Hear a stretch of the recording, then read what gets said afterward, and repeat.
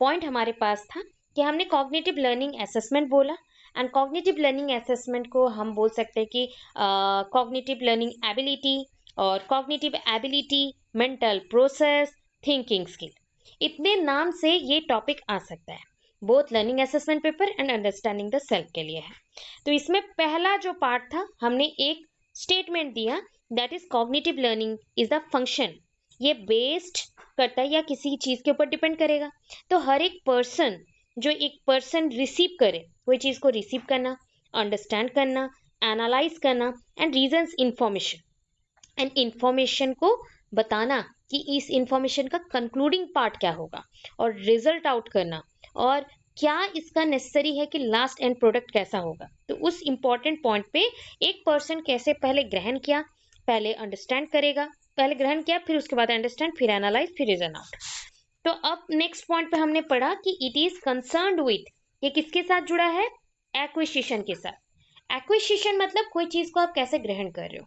तो हो सकता है कि मुझे एक प्रॉब्लम सॉल्व करना है, तो मुझे पहले प्रॉब्लम को अपने अकॉर्डिंग समझना पड़ेगा, एक्वायर करना पड़ेगा, प्रॉब्लम सॉल्विंग होगा, उसके बाद प्रॉब्लम को ग्रहण किया, उसके बाद प्रॉब्लम को सॉल्व किया। प्रॉब्लम सॉल्विंग एबिलिटीज होना चाहिए, उसके साथ इंटेलिजेंस पे आप फोकस ज्यादा करेंगे। एक पर्सन जो भी प्रॉब्लम सॉल्विंग करता है वो बहुत इंटेलिजेंट होगा। एंड प्रोड्यूस गुड परसेप्शन, आपका रिसीव करके याद रखने का कैपेसिटी को बिल्ड करेगा। ठीक है, फिर देखो, इफेक्टिव कॉग्निटिव प्रोसेस मतलब एक अच्छा कॉग्निटिव प्रोसेस इंक्लूड क्या करता है, long term memory which is easy for new information storing. नए नए इंफॉर्मेशन को स्टोर करने के लिए जो इजी होता है वो है लॉन्ग टर्म मेमोरी। आपके पास दो टाइप के मेमोरी है याद रखने के बेसिस पे। ठीक है, जस्ट लाइक आप याद रखते हो कुछ 10 to 12 सेकेंड्स के अंदर और 15 सेकेंड्स के अंदर, तो वो आपका हो जाएगा short term memory. Just like मैंने एग्जांपल बोला था, गजनी याद रख लेना, एक बार देखा फिर उठा तो भूल गया।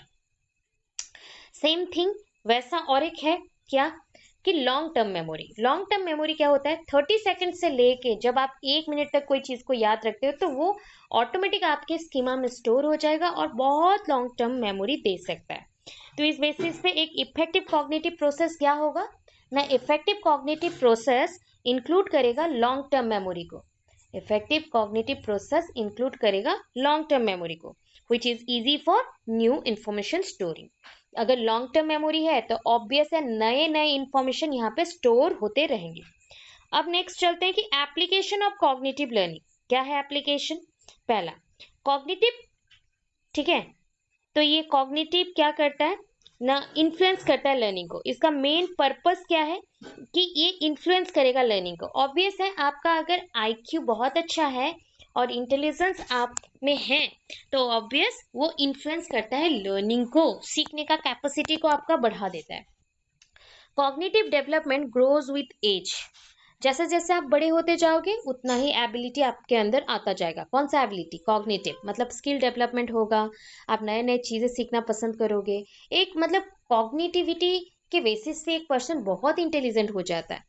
मे बी कभी वो थ्योरी प्रोडक्ट्स में फेल हो जाए और एग्जाम्स में फेल हो, बट प्रैक्टिकली वो बहुत ज्यादा मतलब क्या हो जाए और लर्निंग करता है, सीखता है, अच्छा से सीखता है, और उसको लगता है कि इस प्रोग्रेस के ऊपर काम करना चाहिए, जैसे कि वो और ज्यादा आगे जाए, ऐसा।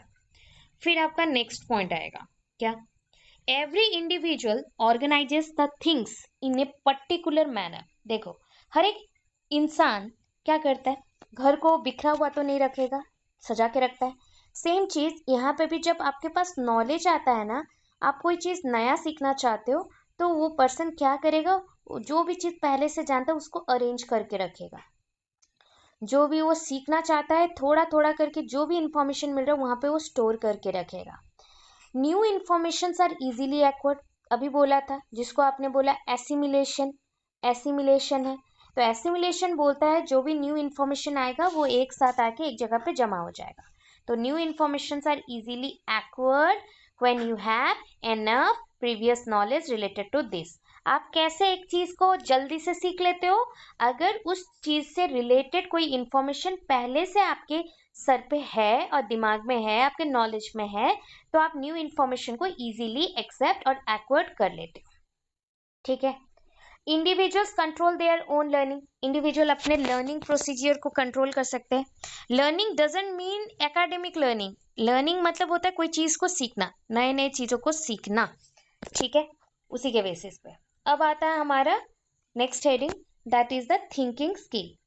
Thinking skill, thinking skills are the mental processes, ये भी एक टाइप का मेंटल प्रोसेस है। ऑब्वियस थिंकिंग स्किल को हम मेंटल प्रोसेस ही बोलेंगे, क्योंकि ये सोचना, आप समझते हो, सोचते हो, फिर प्रॉब्लम को सॉल्व करते हो, या कोई सिचुएशन के बेसिस पे डायरेक्शन देते हो, या कुछ भी आपके बिहेवियर में परिवर्तन आता है, आपका एटीट्यूड चेंज होता है, आपका पर्सनालिटी चेंज होता है, वो ड्यू टू थिंकिंग स्किल और मेंटल प्रोसेस है।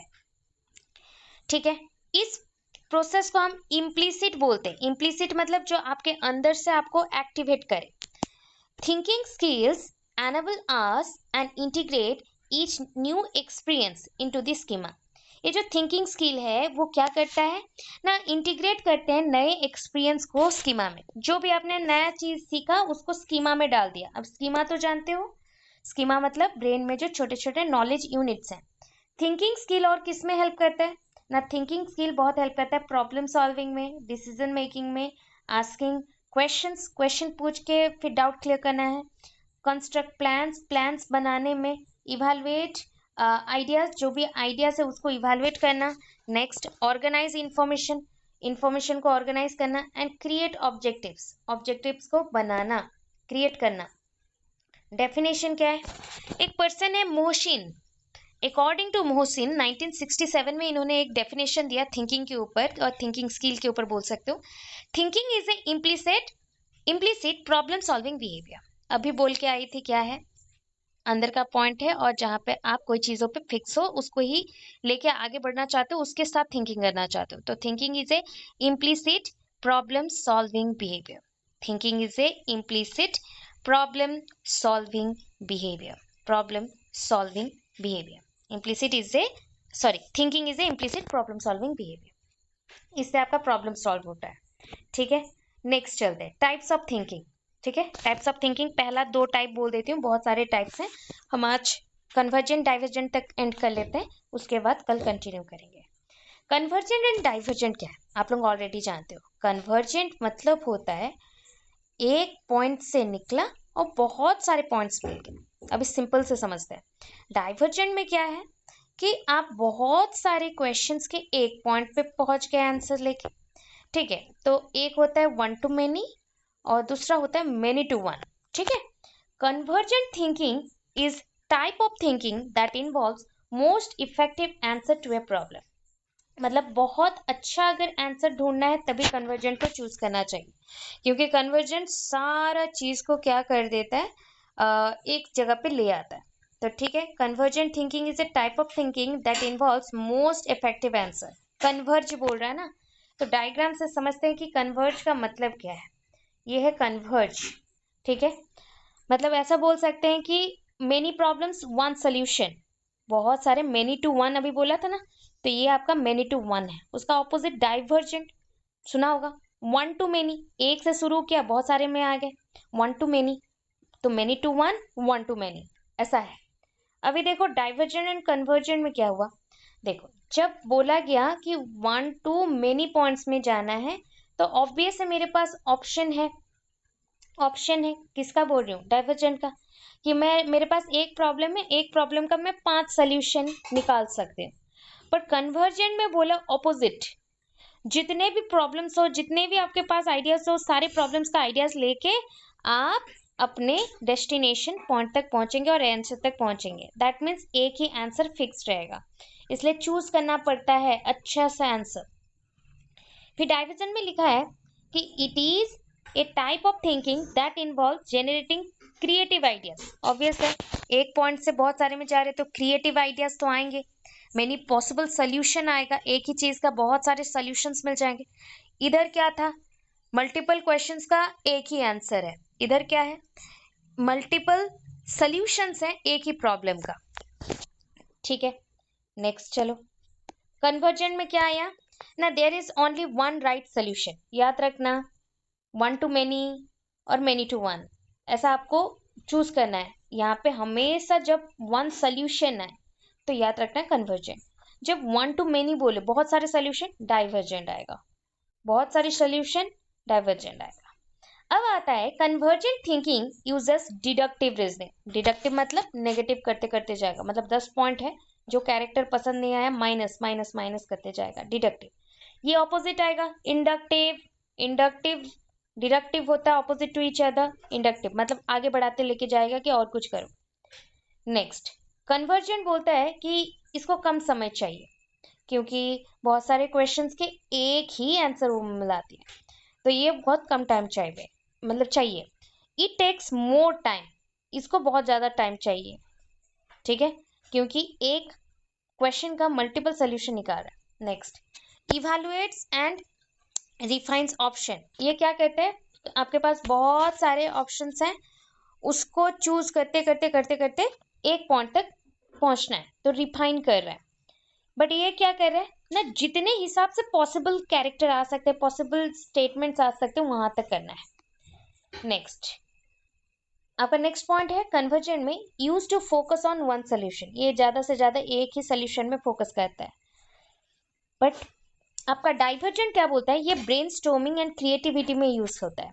ब्रेनस्टॉर्मिंग मतलब पहले के टाइम पे क्या होता था, अभी भी होता है, बट अभी ना टेक्निकल ब्रेनस्टॉर्मिंग होता है, मतलब टेक्निक यूज हो गया, टेक्नोलॉजी और एप्लीकेशन ब्रेनस्टॉर्मिंग बोल सकते हो। बट पहले का जो ट्रेडिशनल वाला ब्रेनस्टॉर्मिंग है, वो क्या बोलता है कि बच्चों को एक रूम में बिठा देना है, एक टॉपिक दे देना है और उसके ऊपर पूछना है कि कौन से आइडियाज तुमको पता है, उसके ऊपर बोलो, ठीक है। बच्चे सोचते रहते हैं, बहुत सारा आइडियाज आता है, नया नया नया नया बहुत आइडियाज आता है, और उसके बाद वो क्या करते हैं, उसी आइडियाज को लेके आगे बढ़ते हैं और टीचर को बोलते हैं, तो टीचर उसको अरेंज करते हैं, अरेंज करके बताते हैं कि ऑब्वियस ये पर्सन बहुत लॉजिकली थिंकिंग किया और उसको यूज किया। फिर ये क्या है, फोकस एंड इवैल्यूएशन। ज्यादा से ज्यादा फोकस करना पड़ेगा, क्योंकि बहुत सारी चीजों का एक ही ऊपर फिक्स रहता है, मतलब सारे फैक्ट्स फैक्ट्स फैक्ट्स, बीच में है आंसर। इसका ऑपोजिट है, मतलब ये जो टॉपिक है ये क्लोज एंडेड वाला बोल सकते हो, बट ये जो है ओपन एंडेड है, मतलब आप क्वेश्चन दिए, क्वेश्चन का 4 से 5 वो मल्टीपल क्वेश्चन के आंसर्स दे सकता है उसी सेम क्वेश्चन से और सेम क्वेश्चन के ऊपर। फिर नेक्स्ट है मेकिंग। मेकिंग डाटा ड्रिवन और लॉजिकल क्या लिख दिया, ये थोड़ा सा वर्ड में प्रॉब्लम आया, लॉजिकल डिसीजंस। अच्छा, तो जो भी लिखे हो ये सी ऐसा होगा तो लॉजिकल डिसीजन समझ आएगा, लॉजिकल डिसीजन। तो making data driven, data driven मतलब डाटा जो है उसके बेसिस पे होगा, लॉजिकल डिसीजंस लिए जाएंगे। एग्जाम्पल जैसे ये डिपेंड करता है लॉजिक के ऊपर, फैक्ट्स के ऊपर, ट्रेंड्स के ऊपर और स्मार्ट चॉइस के ऊपर। वैसे ही आपका मेन नेक्स्ट पार्ट आ रहा है, that is exploration without judgement. ये कोई एक्सप्लोर नहीं करता है जजमेंट के बिना।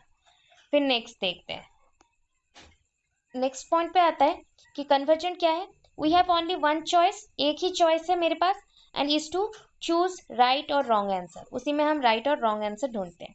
डाइवर्जेंट में क्या है, इनोवेटिंग, बहुत ज़्यादा इनोवेटिंग है, न्यू प्रोडक्ट्स आते रहते हैं, सर्विसेज और स्ट्रेटेजीज मेंशन होता है, उसी के बेसिस पे इनोवेटिंग न्यू आइडियाज आते हैं। Just like broad and imaginative, उसी के बेसिस पे बोला गया बहुत बड़ा और इमेजिनेटिव होगा, ये नैरो एंड लॉजिकल होगा, ठीक है।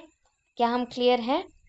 लॉन्ग क्वेश्चन मतलब ना अंडरस्टैंडिंग द सेल्फ का अगर फर्स्ट यूनिट ओपन करते हो, फर्स्ट यूनिट में ये क्वेश्चन है, पहला क्वेश्चन, और कंफर्म रहता है कि पहले यूनिट से लॉन्ग क्वेश्चन जरूर रहता है, ठीक है, शॉर्ट भी रहेगा।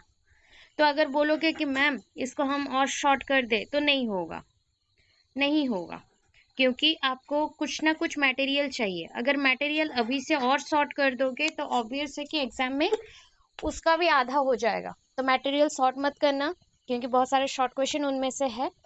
अभी भी 2-3 क्वेश्चन यहाँ पे बाकी है, तो वो भी ट्राई किया जाएगा कि एक साथ बता दिया जाए आपको इसी क्लास में। देखते हैं, पहले देखो, कल हमने क्रिटिकल थिंकिंग तक, जो कि मेरा स्पेलिंग समझ नहीं आया था तो मैंने क्रिएटिव क्रिएटिव सोचा था, फिर माइंड में आया नहीं ये क्रिटिकल लिखा गया है, तो क्रिटिकल थिंकिंग मैंने पढ़ाया था। जो क्रिटिकल थिंकिंग हमारा मेन पॉइंट होता है कि किसी चीज़ को फोकस करके एनालाइज करना, मतलब आपके लाइफ में अगर कोई ऐसा प्रॉब्लम हो रहा है कि जिसको अभी छोड़ नहीं सकते और उस पर फोकस करके उस प्रॉब्लम का सल्यूशन ढूंढना है, तो वो क्रिटिकल थिंकिंग है।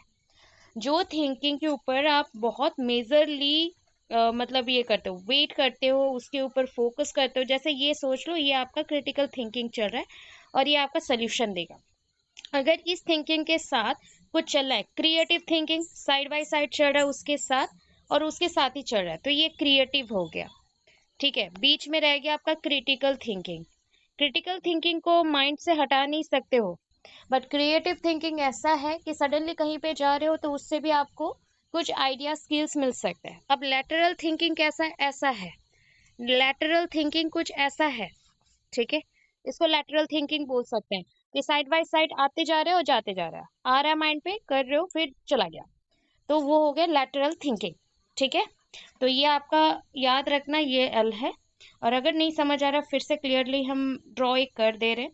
तो पहला देखो, मैंने बोला ये आपका क्रिटिकल थिंकिंग है, क्रिटिकल थिंकिंग। ठीक है, क्रिटिकल थिंकिंग है। इसके बाद मैंने आपको बोला कि lateral thinking side by side आता है, साइड बाय साइड आता है, तो ये लैटरल थिंकिंग है, एलटी लिखा। फिर उसके बाद आपका क्या आया? जैसे मान लो क्रिएटिव थिंकिंग, तो क्रिएटिव थिंकिंग ऐसा चल रहा है। ठीक है, ठीक है, ये क्रिएटिव थिंकिंग है, क्रिएटिव थिंकिंग। ठीक है, lateral thinking, creative thinking and critical thinking. सबसे ज्यादा फोकस और कंसंट्रेशन किस में चाहिए? क्रिटिकल थिंकिंग में। लैटरल थिंकिंग क्या है कि मैं ऑलरेडी एक थिंकिंग में हूँ और साइड बाय साइड मेरे माइंड में और भी कुछ चिंतन करने के लिए आ रहा है, कुछ आइडियाज आ रहे हैं, या फिर अलग अलग चीजों के बारे में सोचना पड़ रहा है। जैसे आप फोकस कर रहे हो अपने स्टडीज पे, बट साइड बाय साइड आपके घर से कुछ कुछ बातें आ रही हैं, तो वो लैटरल थिंकिंग हो गया। जिस पे आप फोकस किए वो क्रिटिकल थिंकिंग है, क्योंकि उसको आपने अपने लाइफ का एक प्रॉब्लम जैसा माना है और उस पर कॉन्सेंट्रेट करके सॉल्व करना इंपॉर्टेंट है। और उसके लिए strong analysis, strong understanding, discipline में सोचना, और प्रॉब्लम्स है तो उसको तोड़ के छोटे छोटे पार्ट्स में डिवाइड करना है और ईच सेगमेंट के ऊपर काम करना है, ऐसा रहता है। क्रिएटिव थिंकिंग क्या है? आपके माइंड में क्रिटिकल थिंकिंग आए ना आए, क्रिएटिव कभी भी आ सकता है। ऐसा नहीं है कि वो पूरा थ्रू आउट आपके साथ रहेगा, बट आ सकता है कि कभी आपको मन कर जाए कि चलो भाई आज फोटोग्राफी करते हैं, चलो आज हम पेंटिंग सीखेंगे, कुछ पेंट करने का मन कर रहा, आज कुछ हम कुकिंग करेंगे, तो ये सब क्रिएटिव है। साइड बाय साइड आ रहे कुछ एक्स्ट्रा स्किल, ऐसा। जब आपको दो तीन पर्सन के ग्रुप में रख दिया जाए और आपका सोच सबसे अलग हो, ऐसे बोला जाता है कि अगर 3 पर्सन है, 3 पर्सन का सोच भी अलग ही रहता है, मतलब मेरा सोच आपसे डिफरेंट हो सकता है। हाँ, आइदर 40 to 50% मैच कर सकते हैं, बट हमेशा मैच करेंगे या फिर सेम रहेगा, ऐसा कुछ भी नहीं है। तो we are independent thinker, we are independent analyser, we are independent organiser. तो हम लोग अलग अलग सोचते हैं, हमारा सोचने का कैपेसिटी अलग है। एक पर्सन एक टाइम पे क्या सोचेगा एक काम को लेके, कुछ पता नहीं। अभी 2-4 पर्सन एक ही साथ एक टास्क पे जुड़े हुए हैं, सबका सोच अलग अलग टाइम पे एक्टिवेट होगा, सबका फोकस अलग है, और वो इंडिपेंडेंटली एक दूसरे के लिए सोच सकते हैं और एक दूसरे से अलग टाइम पे भी उसको परफॉर्म कर सकते हैं। ठीक है, क्लियर है? था तो बता दिया। ठीक है, इस डायग्राम के बाद ये जो पॉइंट्स है हम लोग उस पर काम करेंगे। ठीक है, बोलोगे मैम ये क्या था, आपने तो पढ़ा दिया था थोड़ा थोड़ा। कोई बात नहीं, फिर से करते हैं क्योंकि इसी से लिंक्ड अप है। तो पहला ना कि क्रिटिकल थिंकिंग का मतलब हम समझ चुके हैं कि ये स्टूडेंट्स क्या करेंगे। देखो अब भी वर्ड पूछा था, उसी के ऊपर आ गया। Critical thinking occurs when students are analysing, evaluating, interpreting, etc. information and applying, creating thoughts to form an argument to reach a conclusion। देखो आपकी लाइफ में जब प्रॉब्लम्स आता है तो प्रॉब्लम्स को जब हेड आउट करते हो, मतलब फाइंड आउट करते हो कि यही है, इसी प्रॉब्लम्स के ऊपर काम करना है, इसको बोलते हैं तब आर्ग्यूमेंट। तब इसको हम बात करेंगे, ये है आर्ग्यूमेंट। इस आर्ग्यूमेंट के ऊपर जब हम लोग काम करना शुरू करते हैं तो लास्ट में हम जहाँ पे पहुंचते हैं तो वो कंक्लूजन होता है, वो कंक्लूजन होता है।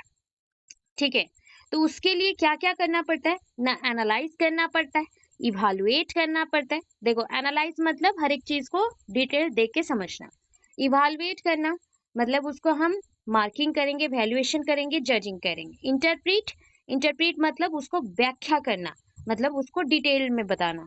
फिर अप्लाई, अभी जो मैंने सही समझा उसका आंसर्स तक तो हम पहुंच गए हैं, उसको अप्लाई करके भी देखना पड़ेगा वैसे सिचुएशन में। अदरवाइज मैं अगर डायरेक्ट सोच के अप्लाई कर दूं तो आंसर्स गलत आ सकते हैं।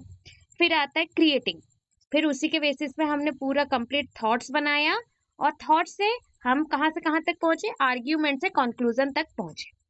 फर्स्ट हमारे पास आर्ग्यूमेंट आएगा, नेक्स्टली हम कंक्लूजन तक पहुंच गए।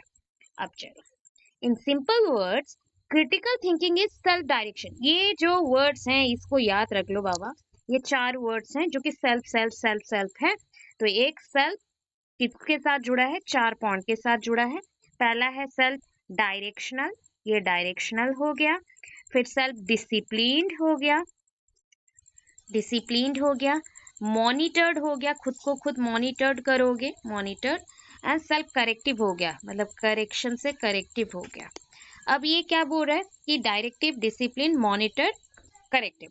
जब आप कोई क्वेश्चन को सॉल्व करते हो, जैसे आप एग्जाम हॉल में बैठे हैं, देखना आपका फोकस कभी नहीं बिगड़ेगा। ठीक है, आप एग्जाम हॉल में बैठे हैं, बहुत फोकस के साथ वो क्वेश्चन पेपर सॉल्व करें, एनालाइज करने को ट्राई करो कि ये क्या क्वेश्चन है, कौन सा है, किस टाइप का आया है। तो वो आपका हो गया क्रिटिकल मोमेंट। तो वो क्रिटिकल मोमेंट में आपको क्या करना पड़ता है, सेल्फ डायरेक्शन, खुद को आप डायरेक्शन देते हो। सेल्फ डिसिप्लिन, खुद को आप डिसिप्लिन में रखते हो ताकि वो आप प्रॉब्लम्स इजीली सॉल्व कर सके। सेल्फ मॉनिटर्ड, तो सेल्फ मॉनिटर्ड हम क्यों करते हैं, ये देखने के लिए कि प्रॉब्लम्स अगर हो भी रहा है तो मैं उसको कैसे समाधान कर रहा हूँ, और स्टार्टिंग पॉइंट से एंडिंग पॉइंट तक कब पहुंच रहा हूँ। और अगर गलत हो गया तो हम उसको करेक्ट भी करेंगे, तो सेल्फ करेक्टिव। तो 4 सेल्फ होते हैं, self directive, self discipline, self monitored, self corrective in critical thinking. अब हम आ जाते हैं एलिमेंट्स ऑफ क्रिटिकल थिंकिंग पे। डायग्राम देख रहे हो, ऐसे ही लिखना, वरना बड़ा कंसेप्ट एक आ जाएगा और उसको लिख नहीं पाओगे।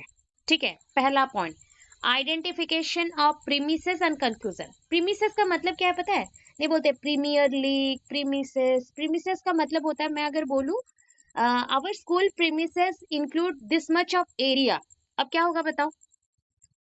कोई भी क्वेश्चन आता है, इसको हम बोलते हैं प्रीमिसेस, मतलब बाउंड्री और दायरा। जब भी कोई भी प्रॉब्लम और कोई भी ऐसा सिचुएशन आ जाए जहां पे आपको लगे कि मुझसे कुछ नहीं हो रहा है, तब हमें पहले आइडेंटिफाई करना पड़ता है कि उस प्रॉब्लम्स का दायरा कितना तक है, कहाँ पे जाके ये एंड हो सकता है या कहाँ से ये शुरू हुआ है, वो है प्रीमिसेस। और जहां पे हम पूरा एंडिंग करेंगे, मतलब अपना रिजल्ट भी शो करेंगे, दैट इज अ कंक्लूजन। तो आर्ग्यूमेंट टू कंक्लूजन और प्रीमिसेस टू कंक्लूजन हमें जाना पड़ता है। तो पहले तो हमें देखना पड़ेगा ना वो प्रॉब्लम का कहाँ से स्टार्टिंग हुआ था, शुरुआत कहाँ से है, तो वो हमने देखा। फिर हम क्या करेंगे, break arguments into basic statement. अभी प्रॉब्लम्स को हम कैसे ले रहे हैं, प्रॉब्लम्स को हम बोल रहे हैं आर्ग्यूमेंट। अभी आर्ग्यूमेंट ना कभी भी बंद नहीं होता है, जब हम उस पे एक के बाद एक बात को, नेगेटिव पॉइंट्स को ऐड करते रहते हैं। तो पॉजिटिवली सोचने के लिए आर्ग्यूमेंट्स को छोटे छोटे पार्ट्स में तोड़ देना पड़ता है, और एक एक पार्ट के लिए बेसिक स्टेटमेंट्स हमें बनाने पड़ते हैं ताकि वो इजी लगे और सोल्यूशन मिले। ये पहला पॉइंट था। इसके बाद कंटिन्यू ये होता है कि हम नेक्स्ट पॉइंट पे आए, क्लासिफिकेशन ऑफ आर्ग्यूमेंट। अभी मैंने जैसे क्लासिफाइड कर दिया था सारे आर्ग्यूमेंट्स को बेसिक स्टेटमेंट के साथ, तो उसके हिसाब से कौन सा आर्ग्यूमेंट को पहले करना है। जैसे मान लो ये आर्ग्यूमेंट का पहला पार्ट है, ये दूसरा पार्ट है, ये तीसरा पार्ट है, ये चौथा पार्ट है, ये पांचवा पार्ट है।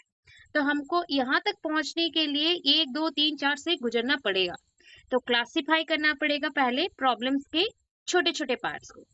Set the points in fix manner, अभी उससे रिलेटेड जो भी पॉइंट्स रहेंगे उसको फिक्स मैनर पे अरेंज करना पड़ेगा। After that establishment of facts, जो मैंने पॉइंट्स को अरेंज कर दिया उसके रिलेटेड फैक्ट्स ढूंढने पड़ेंगे, इंफॉर्मेशन गैदर करना पड़ेगा, अदरवाइज मैं तो सॉल्यूशन दे नहीं सकती ना। तो सॉल्व करने के लिए मुझे फैक्ट्स कलेक्ट करने हैं और इंफॉर्मेशन को सॉल्व करना है। नेक्स्ट चलते हैं, नेक्स्ट इवैल्यूएशन ऑफ लॉजिक। अभी देखो हर एक कंसेप्ट के लिए लॉजिक जरूर होता है, जब क्रिटिकल थिंकिंग में specially it is a logical thinking also, तर्क लगाना, अदरवाइज प्रॉब्लम सॉल्विंग कैसे होगा। तो तर्क लगा के हम बात करेंगे, तर्क लगा के हम बात करेंगे। तो यहाँ पे पॉइंट आता है कि हम तर्क कैसे लगाते हैं। हम ना 2 वे से तर्क लगाते हैं। कभी भी इशू कभी लाइफ में आता है तो 2 वे से देखा जाता है। आइदर ये याद रखो कि ऐसा ऊपर बढ़ते जाना है, या फिर ऑपोजिट नीचे आते जाना है। ठीक है, मतलब एक है प्लस प्लस, एक है माइनस माइनस। ठीक है, माइनस है तो इसको हम बोलेंगे डिडक्टिव रीजनिंग, प्लस प्लस है तो हम बोलेंगे inductive reasoning. Deductive reasoning and inductive reasoning. तो लॉजिक जब लगाया जाता है ना, एक होता है पॉजिटिव लॉजिक, एक होता है नेगेटिव लॉजिक। नेगेटिव मतलब हमेशा बातों को गलत ठहराना, ये नहीं। जब एक स्टेटमेंट आए और उसका कुछ समझ ना आए तो उसको हम तोड़ते हुए देखेंगे, एक माइनस क्या, एक माइनस क्या, एक माइनस क्या, ऐसा देखेंगे। तो डिडक्टिव रीजनिंग क्या होता है ना, डिडक्टिव रीजनिंग बोलता है कि हमें डिड्यूस करना है, कोई चीज को हमें डिड्यूस करना है। डिड्यूस मतलब हम कैसे देखें, कंक्लूजन जो भी होगा वो सत्य होगा, मतलब कंक्लूजन मस्ट बी ट्रू। जो भी कंक्लूजन होंगे वो ट्रू होंगे डिडक्टिव रीजनिंग में। इंडक्टिव रीजनिंग क्या बोलता है ना, conclusion based on work area. जो कंक्लूजन है वो डिपेंड किस पे करेगा, वर्क एरिया पे डिपेंड करेगा। मतलब मेरा कंक्लूजन हमेशा सत्य रहेगा ये मतलब नहीं है। कंक्लूजन मैं खुद से निकालूंगी, जहां पे वर्क रहेगा उस बेसिस पे मैं निकालूंगी। ठीक है, तो दो टाइप का है। तो इंडक्टिव हुआ तो वर्क एरिया में काम करके इंड्यूस करके तब कंक्लूजन तक पहुंचना है, और डिडक्टिव हुआ तो डायरेक्टली कंक्लूजन तक पहुंच जाना है माइनस करते हुए। ठीक है, और लास्ट पार्ट अब आता है कि फाइनल इवैल्यूएशन। जब फाइनल इवैल्यूएशन चाहिए तो फाइनल एविडेंसेस, उसका जजिंग, उसका अरेंजमेंट, सब कुछ चाहिए। So collect the final evidence and make the arrangement to support the data. Collect the final evidence, final evidence को कलेक्ट करेंगे और make the arrangement to support data, support data को support करने के लिए हम अरेंजमेंट करेंगे। ठीक है, अब आता है कंपोनेंट ऑफ क्रिटिकल थिंकिंग।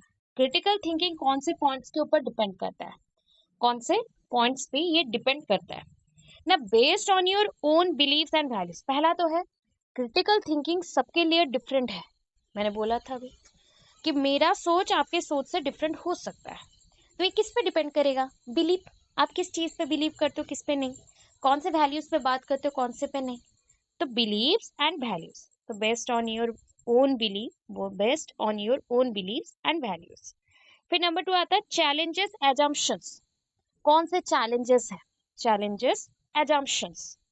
ठीक है, चैलेंजेस एजम्पशंस, मैं अज्यूम कर रही हूँ और उसी को अज्यूम करना चाहती हूँ जिसके थ्रू मुझे चैलेंज मिले और मैं सॉल्व करने का तकनीक ढूंढ पाऊँ, टेक्निक्स मिले मुझे।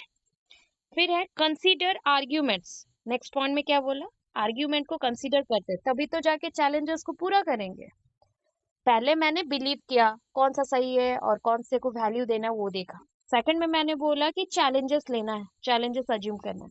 थर्ड में मैंने बोला आर्ग्यूमेंट्स देखना है, कौन से आर्ग्यूमेंट्स पे काम करना है। यहाँ पे आर्ग्यूमेंट एक प्रॉब्लम का पार्ट को बोला गया है, या फिर प्रॉब्लम्स को ही हम आर्ग्यूमेंट काउंट कर सकते हैं क्योंकि हमें कंक्लूजन तक ड्रॉन आउट करना है उस चीज को। कंसीडर ऑल्टरनेटिव्स, उसके बेसिस पे हमें ऑल्टरनेटिव्स ढूंढना है, कहाँ पे है ऑल्टरनेटिव, कौन सा ऑल्टरनेटिव बचा हुआ है उसके बेसिस पे। मतलब मैंने बोला ना, हर एक का आंसर सेम नहीं होगा, ऑल्टरनेट आइडियाज होने चाहिए सबके पास, कभी कभी बैकअप प्लान नीड होता है, ये सब।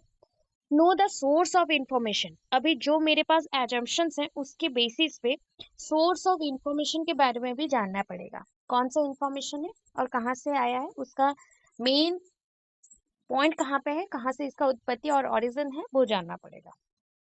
Next, assess the data and evaluate it. फिर उसके बाद हमें डाटा को एसेस करना है कि कैसे हो रहा है, ये एसेस होगा, एक्सेस नहीं, एसेस होगा, एसेस। ठीक है, एसेस द डाटा, एसेस मतलब इवेलुएशन एसेसमेंट, एसेस डाटा को हम एसेस करेंगे और इवेलुएट करेंगे। तो उस बेसिस पे हमारे पास इसके कुछ स्टेप्स है। कितने स्टेप्स हैं ये, 7 स्टेप्स हैं टोटल।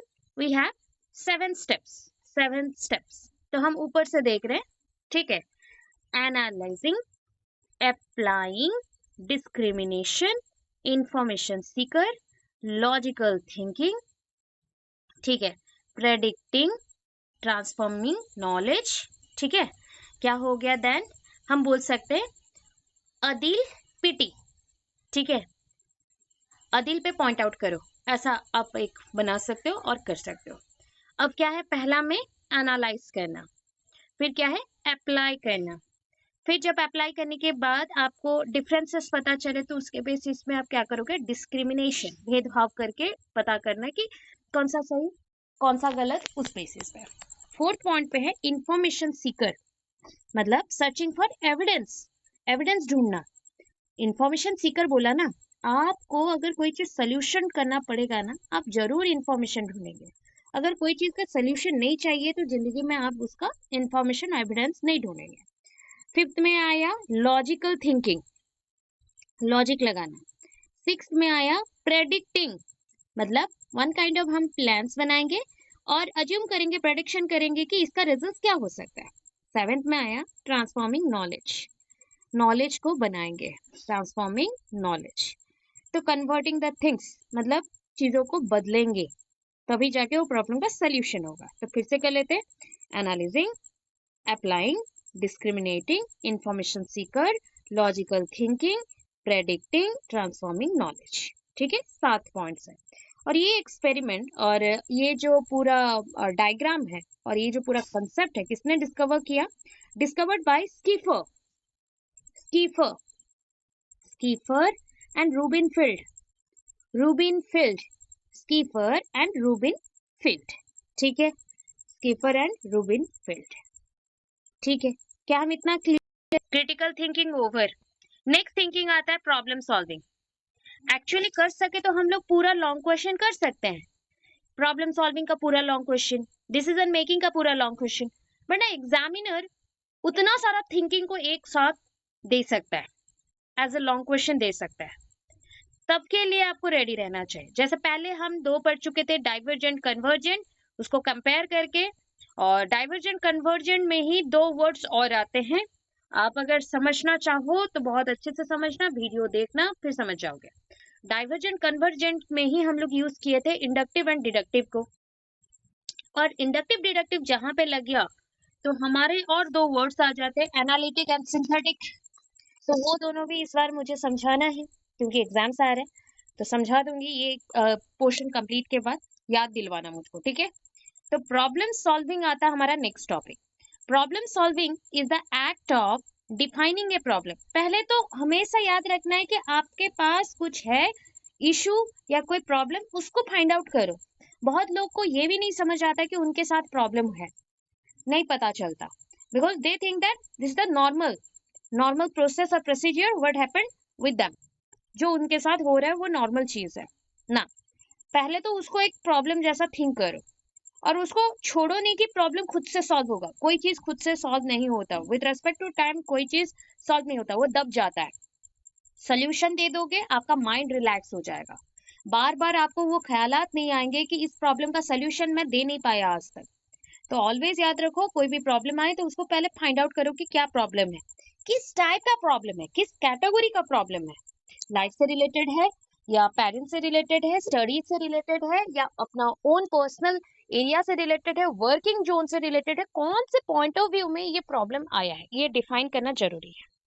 फिर आता है determining the cause of problem. पहला तो पॉइंट बोल दिया, प्रॉब्लम को फाइंड आउट करो। देखो, प्रॉब्लम का कैटेगरी पता चलेगा तो आप उसी एरिया में काम करोगे ना। जैसे कि एक क्रिमिनल केस पे होता है, मूवीज तो बहुत देखते हो आप लोग, तो वहां पे बोलेगा कि ये केस इस एरिया में हुआ, पूरा स्टेट को ढूंढो, एविडेंस ढूंढो, पूरे स्टेट में ढूंढो, इम्पॉसिबल है ना। तो वो कहाँ पे हुआ था, कौन से पर्सन वहां पे इन्वॉल्व थे, उसके आसपास के रेंज में देखना है, तो वैसा सॉल्व होता है। प्रॉब्लम को पहले कैटेगरीज में डिवाइड करना पड़ता है, फिर समझना पड़ता है किस काइंड ऑफ प्रॉब्लम है, फिर उसके रिलेटेड कॉज को ढूंढना पड़ता है।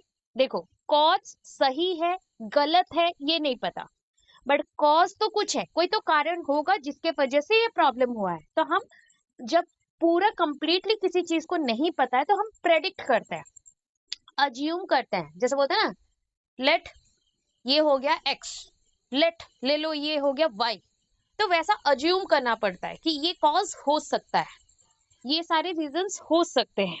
तो determining the cause of problem, फिर identifying, priority raising and selecting alternative for a solution and implementing a solution. पहला पॉइंट बोल दिया प्रॉब्लम्स को डिफाइन करना, सेकंड पॉइंट बोल दिया कि कॉज को डिटरमाइन करना, थर्ड पॉइंट बोल रहा है कि प्रायोरिटी बेस्ड में आइडेंटिफाई करना कि कौन सा चीज ज्यादा प्रायोरिटी दे रहा है, किसके वजह से हो सकता है। फोर्थ पॉइंट पे हो गया सिलेक्टिंग ऑल्टरनेटिव्स, ये फोर्थ पॉइंट में आ गया सिलेक्टिंग ऑल्टरनेटिव्स ढूंढना। मतलब हमेशा मैंने बोला कि एक प्रॉब्लम्स का सोल्यूशन ज्यादा हो सकता है, एक प्रॉब्लम का मोर देन वन सोल्यूशन हो सकता है। मोर देन वन सोल्यूशन मतलब तो आप समझ गए हो कि वन टू मेनी में जा रहे हैं हम। तो मोर देन वन सोल्यूशन मतलब एट ए टाइम एक ही सोल्यूशन दे सकते हो ना, बाकी सोल्यूशन को बैकअप जैसा यूज करना है। सपोज कोई पॉइंट पे ये खराब हो गया तो दूसरा सोल्यूशन हम लगा सकते हैं। एंड इम्प्लीमेंटिंग ए सोल्यूशन, और उसके बाद जो सोल्यूशन है उसको इम्प्लीमेंट करेंगे। तो ये पॉइंट है, उसी के बेसिस पे हमारा ये स्टेजेस बनते हैं पहले। तो जैसे हम लोग करें ना स्टार्ट टू फिनिश, इसका सर्कल में डायग्राम कर सकते हो, यहाँ पे जैसे स्टार्ट लिखा है यहाँ पे फिनिश, और उसके बीच बीच में आप पॉइंट्स दे सकते हो। ऐसा डायग्राम भी ड्रॉ कर सकते हो, ऐसा भी ड्रॉ कर सकते हो, जैसा आपको ठीक लगे। बट याद रखना स्टार्ट टू फिनिश के 2 पॉइंट्स होते हैं, एक साथ एक जगह ज्वाइन नहीं करेगा, क्योंकि स्टार्ट जहां से किया था वहां पे ही फिनिश करना ये कोई गारंटी नहीं है। कोई कोई चीज होता है स्टार्ट तो हो गया बट वहां पे फिनिश ना हो, कुछ दूर पे फिनिश हो, चलता है। तो स्टार्ट टू फिनिश अलग रखा करो। अब बोलते हैं कि इसी के बेसिस पे हम पॉइंट्स बनाएंगे। पहले क्या था हमने अभी पढ़ के आया, डिफाइन द प्रॉब्लम। नेक्स्ट अभी देखो प्रॉब्लम को जैसे ही डिफाइन कर देते हो ना किस काइंड ऑफ प्रॉब्लम है, तो उस बेसिस पे एक इंसान के माइंड पे आइडियाज आने शुरू कर देते हैं। चलो जैसे ये बोला जाए अरे 10 दिन है, 10 दिन के बाद मेरा एक इतना बड़ा एग्जाम है, मैं कैसे टाइम मैनेज करूँ। तब आप क्या करोगे, यूट्यूब देखोगे या स्टडी प्लान बनाओगे, रूटीन्स देखोगे, रूटीन कैसे बनाया जाए, टाइम आपके पास कितना है और कहाँ से पढ़ सकते हो, बुक से पढ़ूँ तो जल्दी होगा या नेट से पढ़ लूँ या प्रीवियस ईयर क्वेश्चन पेपर कर लूँ। तो आपके पास अभी 3 ऑप्शन आ गया, प्रीवियस ईयर क्वेश्चन पेपर कर लूँ, यूट्यूब से पढ़ लूँ या फिर बुक से पढ़ूँ। तो आपने बैकअप प्लान रखा, क्योंकि सबका आंसर एक ही है कि आपका एग्जाम अच्छा जाना चाहिए, रिजल्ट एक ही है कि आपका एग्जाम अच्छा जाना चाहिए। बाकी ये 3 ऑप्शन है, आप 3 में से जो अप्रोप्रिएट समझते हो उसको लेते हो। इसलिए बोला क्या, ब्रेन स्ट्रोम आउटकम्स और सॉल्यूशंस। ठीक है, ब्रेन स्ट्रोम का मतलब क्या है, दिमाग में आइडिया का तूफान लेके आना। ठीक है, हम लोग बोलते हैं तूफान, ब्रेन में स्टोम आना। किस चीज का स्टोम आएगा, झगड़े का नहीं, आइडिया का आना चाहिए। तो आइडिया अगर बेस्ट आइडियाज मिल गए तभी वो वर्किंग करेंगे। तो ब्रेनस्टॉर्म सॉल्यूशन, पीके सॉल्यूशन, फिर आप एक सॉल्यूशन उनमें से ढूंढोगे। सोच लो 10-15 सॉल्यूशन है उनमें से एक ढूंढा, या 2 से 3 सॉल्यूशन है उनमें से एक हमने लिया, ऐसा। फिर इम्प्लीमेंट द सॉल्यूशन, सॉल्यूशन को इम्प्लीमेंट करके देखेंगे कि ये सही से काम कर रहा है कि नहीं। लास्ट में हम रिव्यू द रिजल्ट, रिजल्ट का हम रिव्यू देंगे, रिव्यू द रिजल्ट, और यहाँ पे हो गया फिनिश। तो उसी के बेसिस पे एक शॉर्टकट फिर बनाया गया, जैसे अडिल पीटी बनाया गया था वैसे यहाँ पे दिल्ली दिल्ली दिल्ली बनाया गया है। दिल्ली, LAE जब लगता है उसको ले नहीं बोलते हैं, ली बोलते हैं, दिल्ली। तो दिल्ली में पहले क्या है, पहला तो हम हर एक के वर्ड में लिखना क्या है, ऐड क्या करना है लास्ट में, प्रॉब्लम। ठीक है, चलो डिफाइन ए प्रॉब्लम। ठीक है, आइडेंटिफाई द सॉल्यूशंस और identify the ideas based on the problems. Look back, look back किसको देखना है, अगर सोल्यूशन डालना है तो लुक बैक द प्रॉब्लम्स देखना पड़ेगा। फिर एक्शन लेना है, action plan for the problem, evaluation for the problem, after implementing the solution, after implementing the solution evaluate the problem. तो ये क्यों दिया स्टेप, ये स्टेप इसलिए दिया गया क्योंकि सीटेट वगैरह में या ओस्टेट में इसका सीक्वेंस पूछ लेता है। तो आपको बस इतना याद रखना है कि दिल्ली, दिल्ली का सीक्वेंस पूछ लेगा, बोलेगा लोअर लेवल से बोलो या फिर हायर लेवल से बोलो। तो याद रखना ये हायर लेवल है, ये लोअर लेवल है। ठीक है, पहले हमने डिफाइन किया, फिर आइडेंटिफाई, फिर लुक बैक, एक्शन, इवैल्यूएशन। ठीक है, ओके। आफ्टर दैट आता है कैरेक्टरिस्टिक्स। तो अभी जो जो बोला था ना उसको हम समझेंगे डिटेल्ड वे में कि उसके अंदर क्या क्या फंक्शन हमें करना है, क्या क्या काम हमें करना है। अगर कहीं पे लिखा गया mechanism of problem solving same आएगा, अगर बोला गया कि कैरेक्टरिस्टिक्स ऑफ प्रॉब्लम सॉल्विंग तो सेम ही आएगा। तो पहला पॉइंट हमारा क्या था, डिफाइन द प्रॉब्लम, था ना। तो जब आप प्रॉब्लम डिफाइन करते हो उसमें कुछ पॉइंट्स आएंगे, कौन से पॉइंट्स है देख लो, वेट, हाँ, कौन से पॉइंट आए ना? पहला पॉइंट आया differentiate facts from opinion. Facts अलग होते हैं, ओपिनियन अलग होता है। फैक्ट्स मतलब जिसके एविडेंसेस होते हैं और प्रूफ होता है, बट ओपिनियन वो है जो कि टाइम टू टाइम चेंज हो सकता है, सिचुएशन के अकॉर्डिंग चेंज हो सकता है। आपका ओपिनियन मेरे लिए क्या है? ये आज आपने मेरा अच्छा बिहेवियर देखा तो आज एक बात बोले, कल दूसरा बिहेवियर देखा तो उसके बेसिस पे आपका ओपिनियन चेंज हो जाएगा। बट फैक्ट्स क्या है? जो कि फिक्स्ड रहता है, it doesn't change. Without evidence it doesn't change. तो एविडेंस के ऊपर फैक्ट्स डिपेंड करता है। तो पहले हमें इसको प्रॉब्लम्स के बेसिस पे डिफरेंशिएट करना पड़ता है, कौन सा फैक्ट्स है, कौन सा ओपिनियन है। ठीक है, नेक्स्ट स्पेसिफाई द कॉज। अभी उसका रीजन तो ढूंढना ही पड़ेगा कि क्यों प्रॉब्लम्स के लिए क्या रीजन है। अभी बात किया था, इवन हमने इससे पहले का क्रिटिकल थिंकिंग में भी सेम किया। थिंकिंग प्रोसीजर जहाँ पे भी आता है कि हमें सोचने के लिए कोई पॉइंट चाहिए, उसके लिए एविडेंस चाहिए, उसको इम्प्लीमेंट करना चाहिए और उसके बेसिस में रिजल्ट चाहिए। तो उसी अकॉर्डिंग पहले हम फैक्ट को ओपिनियन से डिफ्रेंशिएट करें, फिर स्पेसिफाई द कॉज, क्या रीजन है वो देखें, स्टेट द प्रॉब्लम, प्रॉब्लम को बताए कि कौन सा प्रॉब्लम है, आइडेंटिफाई द स्टैंडर्ड। अभी प्रॉब्लम के स्टैंडर्ड्स भी है, हाई स्टैंडर्ड है, लो स्टैंडर्ड है, मीडियम है, किस स्टैंडर्ड में है, उस अकॉर्डिंग हम सोल्यूशन देंगे। Avoid trying without data. कभी भी विदाउट एविडेंस और डाटा के बिना ट्राई आउट नहीं करना चाहिए कि प्रॉब्लम्स हैं एक बार कोशिश करके देख लेते ना। पहले कुछ तो तैयारी कर दो, उस तैयारी के बेसिस पे ही आप क्या कर सकते हो, डाटा को अप्लाई करके ही काम कर सकते हो, सोल्यूशन कुछ मिलेगा। अगर नॉर्मली कर दोगे तो कभी कभी प्रॉब्लम सॉल्व हो जाता है, वो हजारों में एक, अदरवाइज प्रॉब्लम जिंदगी में सॉल्व नहीं होता, वो सिर्फ रह जाता हमारे साथ। तो डिफाइन द प्रॉब्लम में इतना चीज है। नेक्स्ट क्या आया? नंबर 2 पॉइंट, 5 पॉइंट था ना, identify the problem and generate alternate, identify the problem and generate alternative solution. देखो प्रॉब्लम को समझा कि किस टाइप का प्रॉब्लम है और उसके बाद उसके रिलेटेड सोल्यूशन दिया, जनरेट करने को ट्राई किया। तो इसमें 4 पॉइंट्स हैं। पहला पॉइंट है इवैल्यूएट इनिशियल ऑल्टरनेटिव्स। देखो इनिशियल मतलब स्टार्टिंग, ऑल्टरनेटिव्स क्या है, मतलब ए और बी है तो उनमें से कौन सा लूँ मैं स्टार्टिंग में, तो उसको जज करना, वैल्यूइंग देना कि कौन सा ज़्यादा अप्रोप्रिएट होगा इस प्रॉब्लम के अकॉर्डिंग, माइंड में उसको रख के आइडिया निकालना, अगर मैं इसको अप्लाई करती हूँ तो क्या सोल्यूशन आ सकता है, और मैं अगर बी को अप्लाई करती हूँ तो क्या सोल्यूशन आ सकता है या रिजल्ट क्या आएगा। सो ब्रेनस्टॉर्म करना है ऑल सोल्यूशंस के लिए इंडिविजुअली, और सबके दिमाग में आइडियाज अलग ही आएंगे। सी में क्या आया? Specify alternatives with goals. अभी स्पेसिफाइड करना पड़ेगा ऑल्टरनेटिव्स को उसके गोल के साथ। कोई भी ऑल्टरनेटिव आया दिमाग में उसको अप्लाई कर देंगे ऐसा नहीं है। जो हमारा प्रॉब्लम है उसको गोल मानो, लक्ष्य बनाओ, उस लक्ष्य के सहित जो जुड़ा हुआ है उसी के बेसिस पे सिलेक्ट करो कि क्या ऑल्टरनेटिव होगा। Last, seek alternatives that may solve. जो सॉल्व कर सकता है या सर्व कर सकता है उसी को चूज करो, उसी को चूज करो। ठीक है, फिर नेक्स्ट देखते हैं। नेक्स्ट क्या आया? Look back and select an alternative, look back and select an alternative. So evaluate alternatives relative to a target. पहले तो ऑल्टरनेटिव को इवैल्यूएट कर दिया, टारगेट से ये मैच कर रहा है कि नहीं देखेंगे, टारगेट और गोल जो भी बोलना है उसके लिए ये अप्रोप्रिएट है कि नहीं देखेंगे। फिर उसके रिलेटेड हम गोल्स को सेट करेंगे, evaluate alternatives relative to establish goals.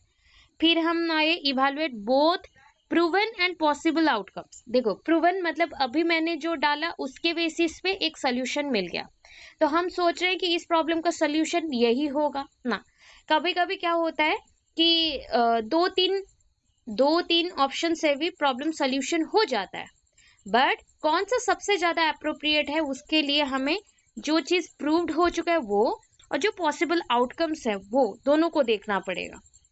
Fourth point पे आता है action and evaluate follow up on the solution.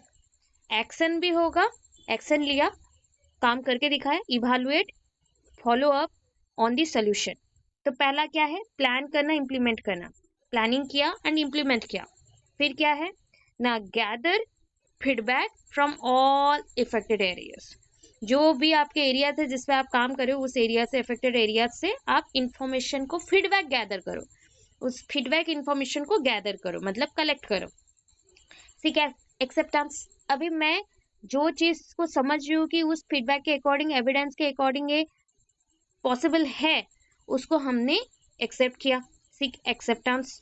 D में क्या है? Evaluate long term results based on final solution. Evaluate long term results based on final solution. तो final solution के basis पे हम लॉन्ग टर्म रिजल्ट देखना चाहते हैं कि जो बहुत टाइम तक सही प्रूफ होता जाए। ठीक है। Last, decision making. ये एक्चुअली अलग ही क्वेश्चन है, डिसीजन मेकिंग अलग क्वेश्चन है। यहाँ पे ये एक्चुअली फिफ्थ पॉइंट पे एड अप हो गया। ठीक है। तो इवैल्यूएट फीडबैक भी आ गया ना, तो यहाँ पे एड अप हो गया। ठीक है। तो फिफ्थ पॉइंट तक यहाँ पे है, 4 में ही लिखा गया मिक्स करके। तो हम, क्या हम इतना क्लियर है? बता, डिसीजन मेकिंग क्या है?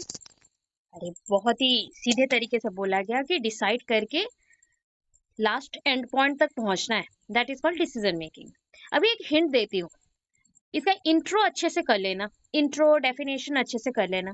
बाकी पॉइंट्स अगर कुछ भी याद नहीं आया ना, तो प्रॉब्लम सॉल्विंग का जो जो पढ़ा है सब कुछ यहाँ पे लिख सकते हो। ठीक है, भूलना मत। बहुत बच्चों का ये प्रॉब्लम होता है कि मैम इतना सारा आपने दे दिया, कैसे याद रखूं, इस बार बहुत शॉर्ट क्वेश्चन है, क्या करूं। ठीक है। और 40 मार्क के पेपर में ही आपको प्रॉब्लम ज्यादा होगा, क्योंकि मटेरियल बहुत वास्ट है और आपको लिखना है कम समय के अंदर। तो डिसीजन मेकिंग जब होता है तो उसका इंट्रो मीनिंग कंप्लीट हो गया।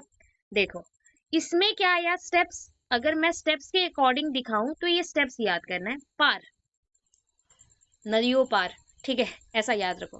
पहले हमने क्या याद किया था, किस चीज का याद किया ना, हमने याद किया था आई थिंक क्रिटिकल थिंकिंग का। क्या था?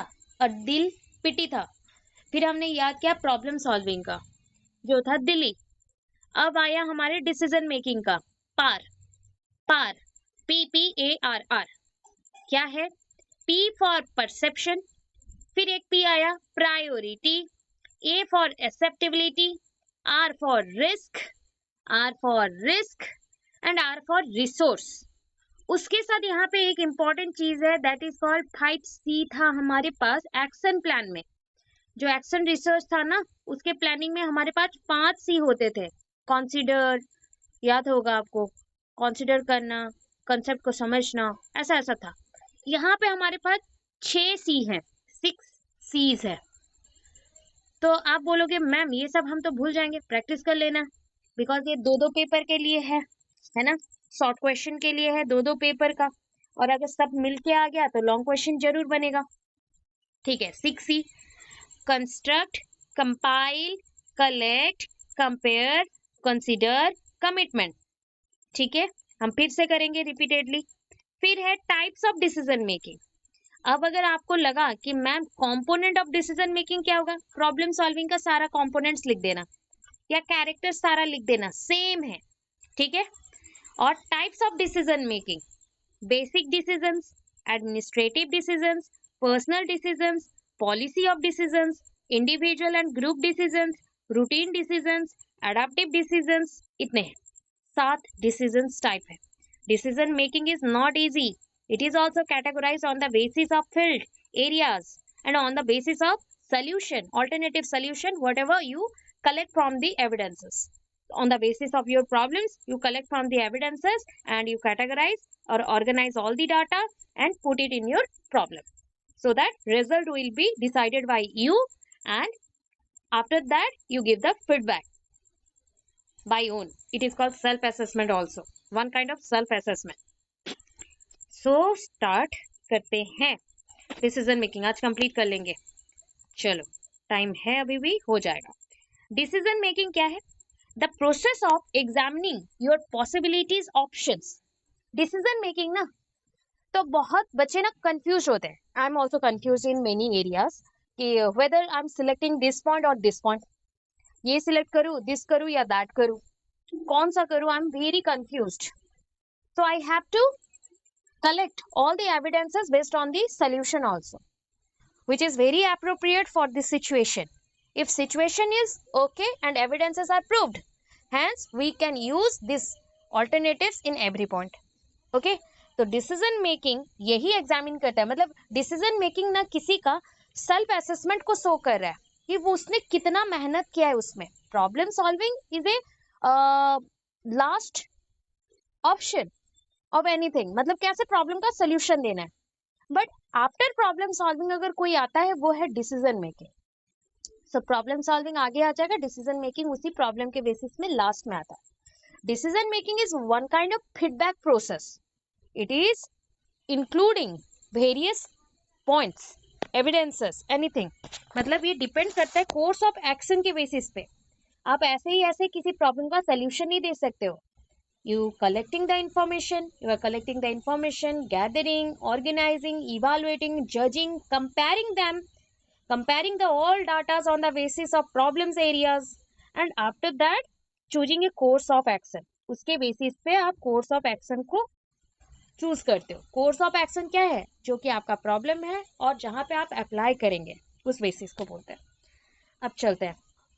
डिसीजन मेकिंग एक पर्सन है सामुएल सी कार्टो. सार्टो नहीं, Carto. Pronunciation is Carto but लिखना है Certo, CERTO. Samuel C Carto. According to Samuel C Carto, decision making is the process of choosing the best alternative for reaching objectives.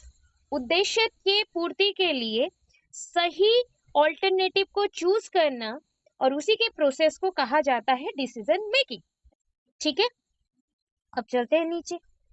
Steps of decision making अभी क्या था, इसको पूरा mind में fix करो. इतना सारा स्टेप्स दे रही हूँ, फिक्स करो. लिख लिख के करो ताकि आपका प्रिपरेशन हो जाए. ठीक है, ऐसा बार बार आएगा. ऑप्शन में 4 दे देंगे और बोलेंगे कि अरेंज करके बताओ कौन सा किसके बाद आएगा. ये रहता है सीटेड ओटेड रोस्टेड में. और याद रखो सीटेड अक्टूबर में निकलेगा, तभी जाके आप नवंबर तक फॉर्म फिलअप करोगे एंड दिसंबर में आपके एग्जाम्स रहेंगे. और जो बच्चों को सीरियसनेस फील नहीं हो रहा है ना, तो ये बता दूं, लास्ट टाइम टेट एग्जाम्स हुआ नहीं है, पहला पॉइंट. तो बहुत बच्चे हैं जो बीएड पास आउट हो चुके हैं या बीएड में एडमिशन ले चुके हैं, बिकॉज एकेडमिक सेशन एक नया आ चुका है. तो वहां पे बहुत बच्चे आपके साथ इस बार देंगे, वो भी मैटर नहीं करता है बिकॉज यहाँ पे कटअप एक फिक्स्ड है ना, तो मैटर ही नहीं करता, एलिजिबिलिटी क्राइटेरिया है.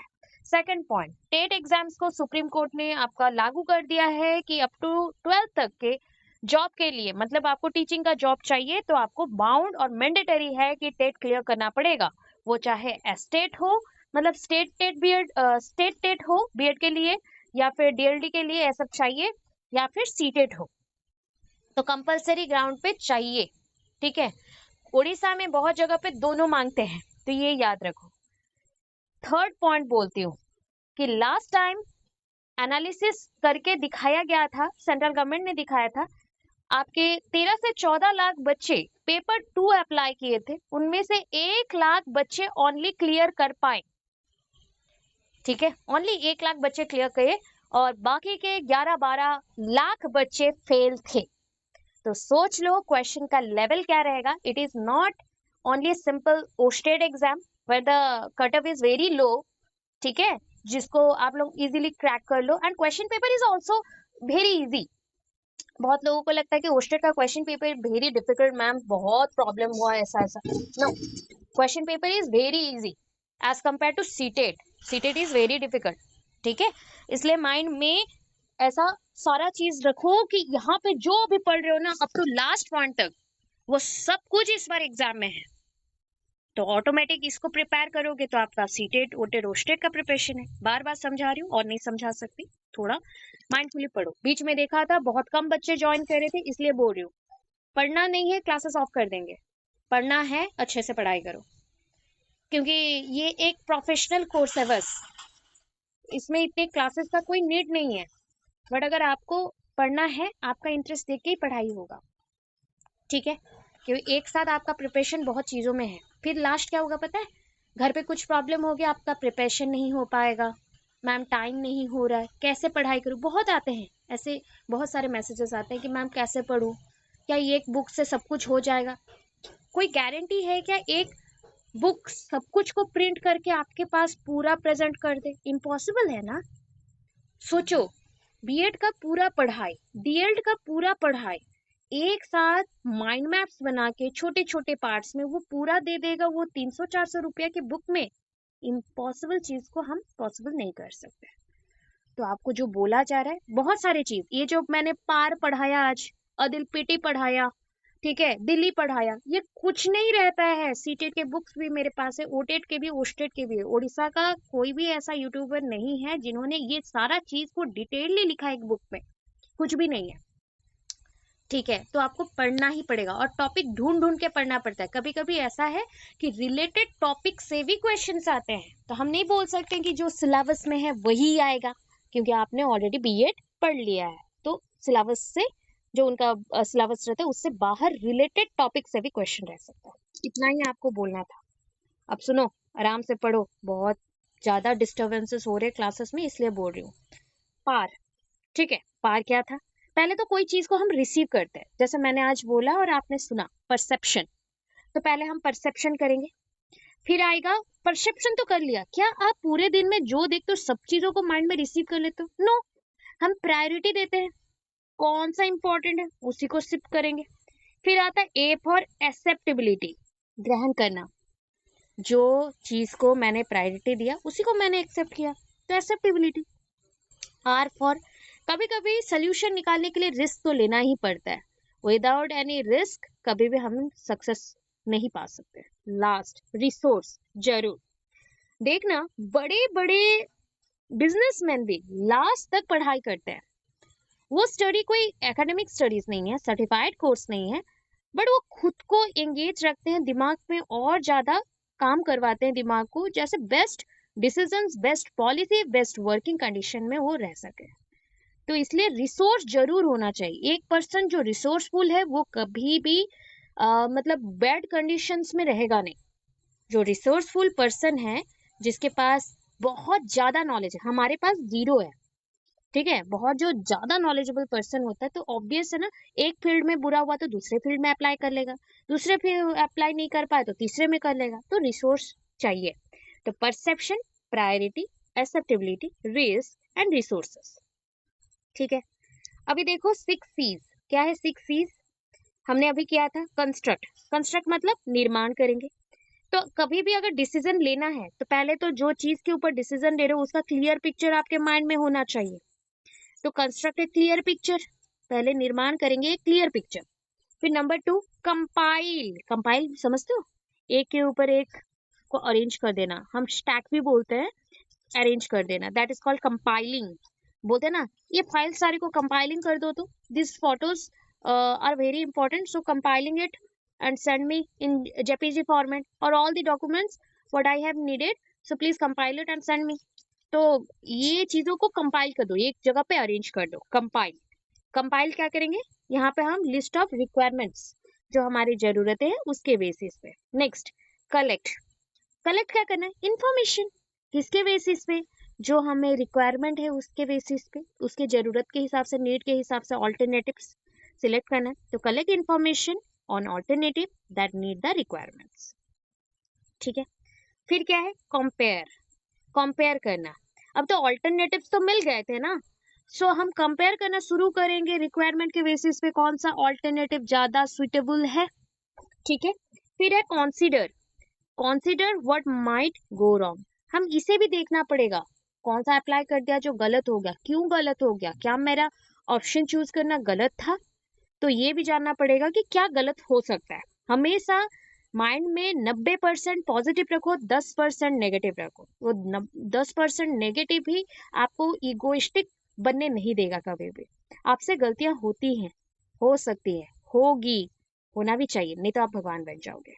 तो वो क्या चीज हो सकती है जो गलतियां क्रिएट कर सकती है, और क्या रिक्वायरमेंट का नीड था जो ऑल्टरनेटिव ऑप्शन नहीं दे पाया, वो जानना, कंसीडर करना पड़ेगा। लास्ट है commitment, commitment to a decision, decision के लिए कमिट करना एंड फॉलो थ्रू। हमने जो कमिट किया था उसके बेसिस पे जो ऑप्शन ऑल्टरनेटिव सिलेक्ट किया उस पर हमने डिसीजन लिया एंड उसी के थ्रू हमने फॉलो कर दिया, फॉलो थ्रू इट, ठीक है। अब देखो टाइप्स ऑफ डिसीजन पढ़ा रहे, टाइप्स ऑफ डिसीजन, तो टाइप्स ऑफ डिसीजन मेकिंग क्या होता है ना। पहला है बेसिक डिसीजन। कितने टाइप्स में है? बेसिक डिसीजंस मतलब नॉर्मल डिसीजन जो आपने कमिट किया उसके बेसिस पे आपने जो आपका रिक्वायरमेंट है आपने डिसीजन ले लिया। तो क्या है? All basic decisions require large range of commitments. जो भी बेसिक डिसीजंस हैं सारे बेसिक डिसीजंस क्या नीड करते हैं ना, large range of commitments need करते हैं, बहुत ज्यादा अमाउंट के कमिटमेंट्स नीड करते हैं। स्मॉल और स्लाइट मिस्टेक, थोड़ा सा मिस्टेक हो गया या छोटा सा भी mistake, slight mistakes would seriously इंज्योर the planning, इंज्योर कर सकता है। छोटा सा मिस्टेक भी कभी कभी प्लानिंग को पूरा क्षति पहुंचा सकता है, इंज्योर कर सकता है। ठीक है, फिर नेक्स्ट एडमिनिस्ट्रिंग। एडमिनिस्ट्रिंग अच्छा नीचे थोड़ा ले आता है, ठीक है। एडमिनिस्ट्रेटिव डिसीजन, एडमिनिस्ट्रेटिव मतलब हायर गवर्नमेंट कोई होगा या ऑर्गेनाइजेशन होगा जो डिसीजन लेगा। तो गिवन बाय, ये किसने दिया? एडमिनिस्ट्रेटिव डिसीजंस ये दिया है given by Herbert Simon. Herbert Simon, ठीक है, हवर्ड साइमन ने। It includes organisational decision. Organisational decision मतलब क्या है? कोई प्रोग्राम और ऑपरेशन के ऊपर पूरा एक ऑर्गेनाइजेशन, उसका हेड सब मिलके एक डिसीजन लेंगे। कैसे होते हैं वो? जैसे कि हम एक प्रॉब्लम का सलूशन ढूंढ रहे हैं और सलूशन मिलने के बाद उस पर वोटिंग किया जाता है कि सबका एक मत है कि नहीं है। अगर एक मत है तो हम उस पर काम करेंगे। अगर मेजोरिटी विन नहीं करता है और मेजोरिटी अलग अलग पॉइंट पे चले जाते हैं तो हम उस डिसीजन को नहीं ले सकते। तो administrative decisions given by Howard Simon, it includes organizational decisions based on programs and operations. ठीक है, नेक्स्ट आता है पर्सनल डिसीजन। मतलब पर्सनल डिसीजन ये भी दो थिंकिंग के ऊपर डिपेंड करता है। एक तो है इंडिविजुअल थिंकिंग, आप लोग अलग अलग है ना, हम सब अलग अलग है एक दूसरे से। तो हम कौन से सिचुएशन में, बहुत लोग बोलते हैं ना तुम नहीं जानते हो मुझे कितना प्रॉब्लम हो रहा है, मैं कैसे रह रहा हूँ तुमको नहीं पता है, तुम नहीं बोल सकते ये सब। ठीक है, यस वी डोंट नो कि वो कैसा सरवाइव कर रहा है, बट ये तो नहीं हो सकता है ना कि सबको प्रॉब्लम नहीं है, कुछ ना कुछ किसी को भी प्रॉब्लम रह सकता है। तो इसीलिए इंडिविजुअल थिंकिंग आता है। हम जिस सिचुएशन से गुजरते हैं उसी सिचुएशन में खुद को फील करके ही हम डिसीजन ले लेते हैं, वो है इंडिविजुअल थिंकिंग। जो सिचुएशन प्रॉब्लम्स है उसी प्रॉब्लम्स के बेसिस पे हमने डिसीजन ले लिया। तो फर्स्ट हो गया इंडिविजुअल थिंकिंग। सेकंड हो गया influence to organisation as a whole. या फिर हमने क्या किया ना, पर्सनल डिसीजन तो लिया बट पहले उससे पहले एक ऑर्गेनाइजेशन, मतलब जितने भी कमिटी मेंबर थे उन्होंने आपको कुछ ना कुछ पॉइंट्स बोला, इससे आप इन्फ्लुएंस हुए, उससे आपने एक डेफिनेट पॉइंट तक पहुंचा, वो आपका पर्सनल डिसीजन हुआ। ठीक है, नेक्स्ट मतलब जैसे घर पे होता है, आपको सोचो एक अच्छी जगह से जॉब आया है, तो आप घर पे पूछते हो बहुत दूर है मैं जाऊं कि नहीं जाऊं। सबने अपना अपना डिसीजन दे दिया और लास्ट में बोला तू अपना देख क्या करेगा। हम लोग तो बोल दिए ऐसा ठीक रहता।